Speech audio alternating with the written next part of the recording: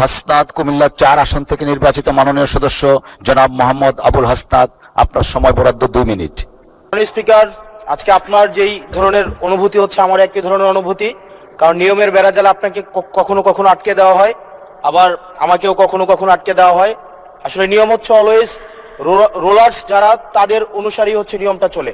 নিয়মটা যখন ইন ফেভারে থাকে তখন বলা হয় এটা নিয়ম, আবার যখন বিরুদ্ধে যায় তখন এটাকে বলা হয় কাস্টম।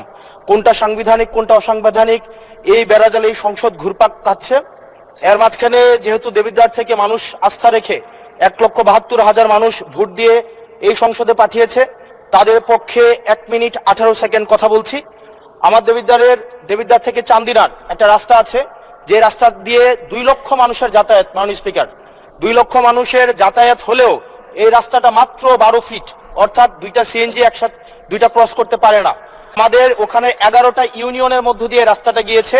এই রাস্তাটাকে যদি আমরা প্রসারিত করতে পারি তাহলে ওই ইউনিয়নগুলোতে আমরা শিল্প এবং বিভিন্ন ধরনের আমরা হচ্ছে কোল্ড স্টোরেজ, আমরা কর্মসংস্থানের ব্যবস্থা করতে পারবো, যেহেতু এই রাস্তাটা হচ্ছে ঢাকা চিটাগং হাইওয়ের একটা রাস্তা।